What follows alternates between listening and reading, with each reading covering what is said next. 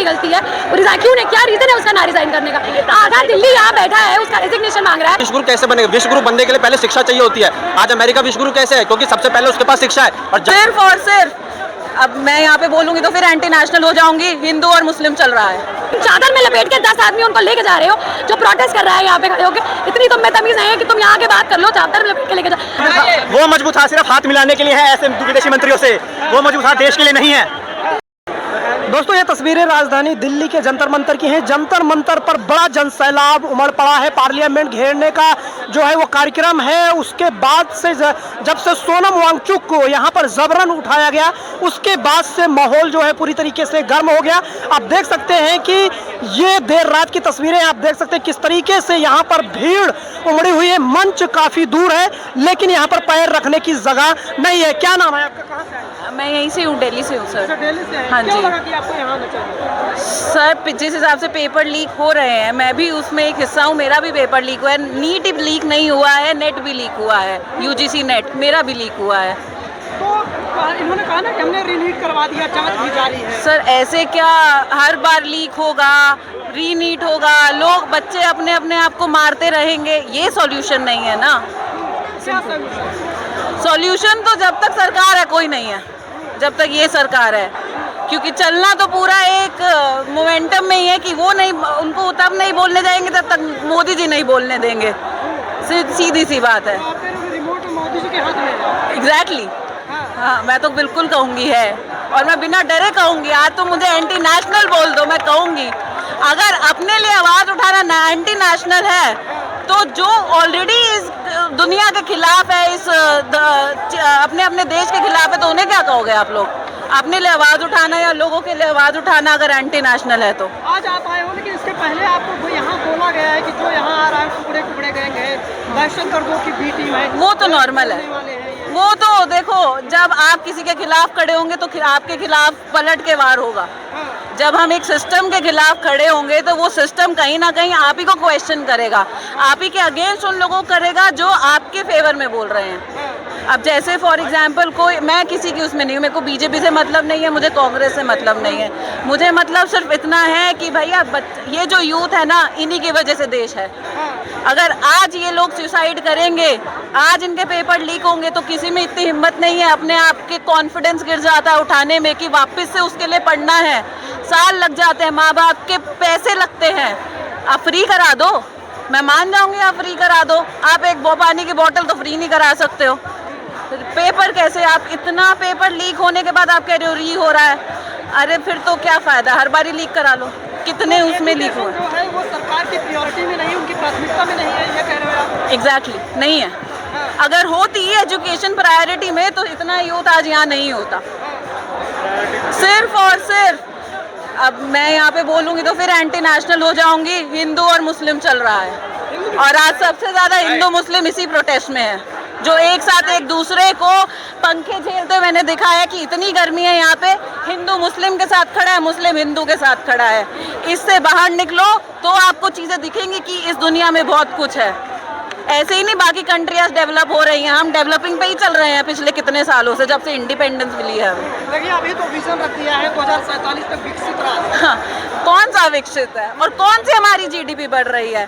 गरीब ही हो रहा है, इन्फ्लेशन एक्सट्रीम पहुंचा रखा है, फिर हम विकसित भारत हो रहे हैं। अरे अब देश आजाद जब होगा जब बीजेपी देश से जाएगी। भरोसा नहीं आपको? कभी था, आज कह तो रही हूँ, आज हमारे ही वोट हमें ही नुकसान दे रहे हैं। हमने कभी वोट किया था तो आज हमें ही वहाँ पर आना पड़ रहा है। सपोर्टर थी पहले, अब मोह भंग हो गया, ये कहना चाह रहे हैं? सब थे, शायद बहुत सारे लोग थे यहाँ पर जिन्होंने वोट दिया था, लेकिन एक कॉन्फिडेंशियलिटी से दिया था कि हाँ कुछ अच्छा होगा, लेकिन वो तो सब उलट पुलट हो रहा है। मैं किसी की भी फेवर में नहीं खड़ी हूँ आज। मुझे सिर्फ इतना पता है, बीइंग अ यूथ, और जितना यहाँ यूथ खड़ा है तो कोई एंटी नेशनल नहीं है। लेकिन विश्व गुरु बनाने की बात होती है 2014 के बाद से। पहले एजुकेशन सिस्टम तो ठीक करो, यूथ ही तो विश्व गुरु बनाएगा इस देश को, और कौन बनाएगा? अनपढ़ लोग बनाएंगे तो बता दो। हम भी खड़े हैं, फिर हम पेपर नहीं देते, हम छोड़ देते हैं। क्योंकि आज अगर नीट का पेपर, सिंपल सी बात है, लाखों करोड़ों लोग नीट का पेपर देते हैं, लाखों करोड़ों लोग गवर्नमेंट एग्जाम्स देते हैं। जब वैकेंसीज ही नहीं होंगी तो ऑब्वियसली पेपर भी टफ बनेंगे। अब वैकेंसीज के लिए हॉस्पिटल खड़े करने पड़ेंगे, कॉलेज खड़े करने पड़ेंगे, वो करने नहीं है।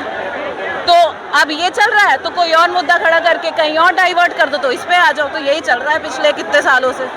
हम लोगों की गलती है कि हम लोग बहुत लेट उठे हैं। एक इंसान जो इतनी दूर से हमारे लिए आया, उसको कोई मतलब नहीं होना चाहिए था, वो अपनी ज़िंदगी जी रहे थे। वो इंसान इतनी भरी गर्मी में हम लोगों के लिए ही तो है। तो भाई बात करो ना, आकर बात करने से क्यों भागते हो?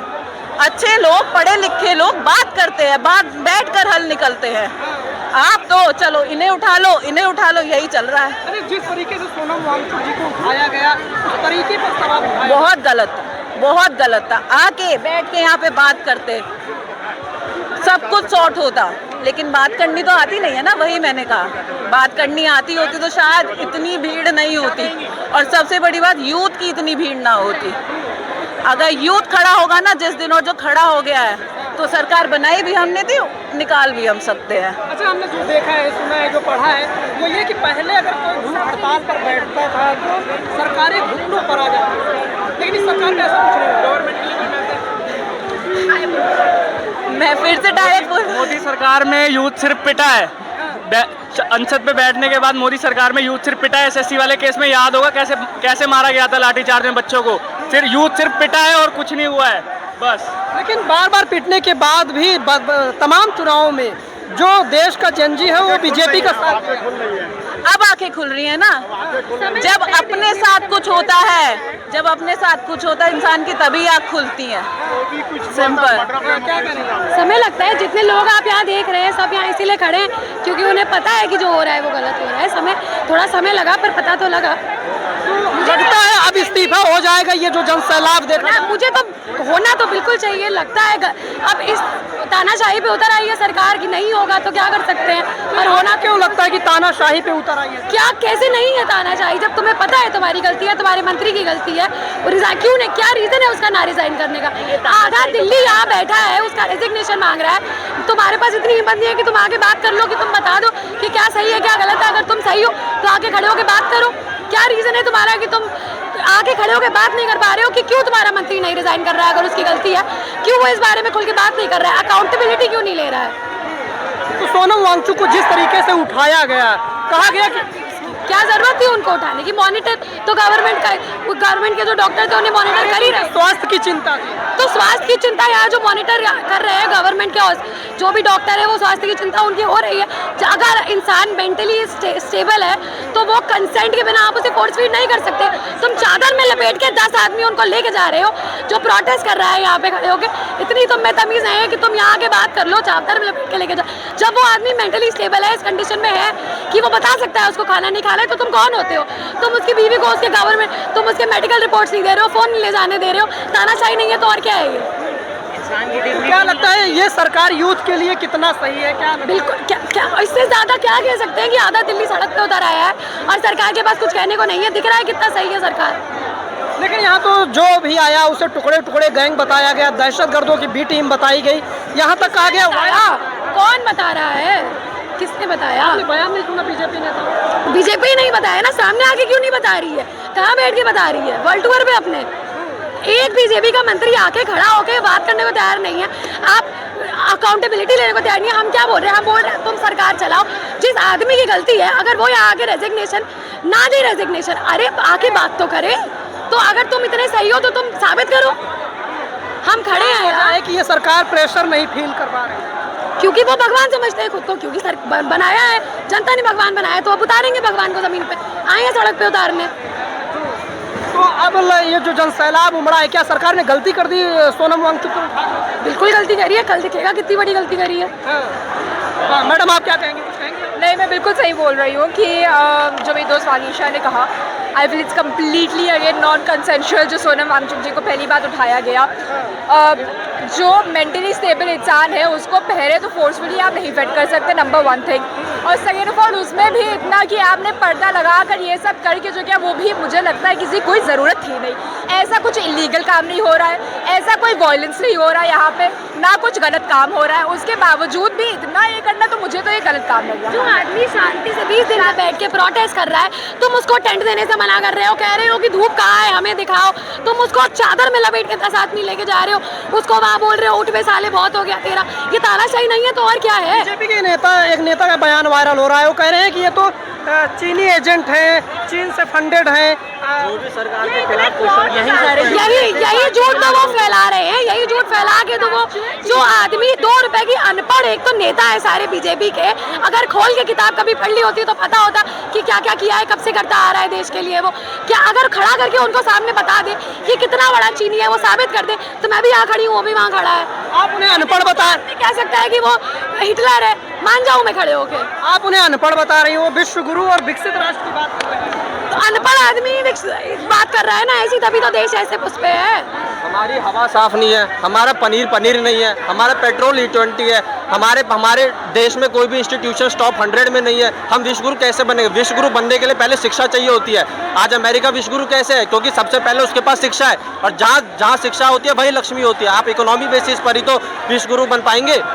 आप जिस माइक से वो बोल रहे हैं कि हम विश्वगुरु बन रहे हैं, वो जो माइक है वो खुद चाइना से बन करके आ रहा है, तो आप विश्वगुरु कैसे बन जाएंगे? तो सबसे पहले तो ग्राउंड लेवल पे आपको काम करना पड़ेगा। जो बेसिक चीज़ होती है, पानी, हवा, प्रदूषण। दिल्ली में आप देखें, हमें जो खाना मिल रहा है, लोग माल न्यूट्रिशन से मर जा रहे हैं, तो हम विश्वगुरु कैसे बनेंगे? हमारी गंगा इतनी गंदी है, यमुना इतनी गंदी है, काम जब इन पर होगा तभी तो विश्वगुरु बनेंगे। और सबसे पहले तो शिक्षा। मुद्दे सरकार की नजर में नहीं है। सरकार इन मुद्दों पे बात ही नहीं करती, वो बस अपना प्रचार कर रही है। जैसे मोदी जी है, कहीं जाते हैं तो बस प्रचार करते हैं, प्रचार जगह फैला दिया, प्रचार फैलेगा तो लोग जानेंगे, वो से बस विश्वगुरु का डंका बजेगा। पर विश्वगुरु बनने के लिए पहले शिक्षा पे तो काम करना पड़ेगा ना। बताइए हमारी कितनी इंस्टीट्यूशन टॉप 100 में आती है? कोई नहीं है, सब बाहर की यूनिवर्सिटीज़ हैं। तो इसलिए यहाँ के जो शिक्षित युवा हैं, क्योंकि इन लोगों के जो बेटे हैं वो तो बाहर पढ़ाई करते हैं, इसलिए वो शिक्षा पे, यहाँ के शिक्षा पे काम नहीं करते, क्योंकि इनके जो खुद के बेटे हैं वो बाहर पढ़ते हैं, तो फायदा। और बाहर की पढ़ाई, बाहर की इंस्टीट्यूशन टॉप। बड़ा सवाल ये उठता है कि अगर इतनी सारी कमियां हैं तो फिर चुनाव में जीत कैसे जाते हैं? जीत कैसे जाते हैं? अब नहीं जीतेंगे ना, अब आदमी आंखें खुलने में भी समय लगता है इंसान को। ये सवाल तो आपको मतलब इसको इन्वेस्टिगेट करना चाहिए ना। अगर इतनी सारी खामियां हैं और फिर भी वो इलेक्शन में जीत रहे हैं, तो इसमें हमारी थोड़ी गलती है, इसमें तो मतलब कुछ सिस्टम में गलती है ना। जिस देश में गाली बीजेपी को सब दे रहा है, तब भी अगर सत्ता में बीजेपी बैठ रही है तो क्यों बैठ रही है? मुझे तो नहीं लग रहा कि जितनी जनता, जितने उनके वोट है, जनता उतना ही उनको वोट कर रही है। कहा जाता है देश मजबूत देश मजबूत हाथों में, वही तो, वो तो मजबूत हाथ तो वर्ल्ड टूर में निकले हैं। जब मजबूत हाथ दिल्ली में आएंगे तब तो मजबूत हाथ बनेगा। वो मजबूत हाथ सिर्फ हाथ मिलाने के लिए है ऐसे विदेशी मंत्रियों से, वो मजबूत हाथ देश के लिए नहीं है। मजबूत है उसका। तो ये तस्वीरें आप देख सकते हैं जंतर मंतर की। यहाँ पर बड़ा जल सैलाब है और बड़ा हुजूम उमड़ा हुआ है। और ये हमने बात की, यहाँ पर जो प्रोटेस्ट में भाग लेने आए हैं लोग, जो समर्थन देने आए हैं, जो धर्मेंद्र प्रधान के इस्तीफे की मांग कर रहे हैं, उसको लेकर हमने बातचीत की। इस बातचीत को सुनने के बाद आप क्या कहना चाहेंगे? अपनी राय कमेंट बॉक्स में ज़रूर बताएं।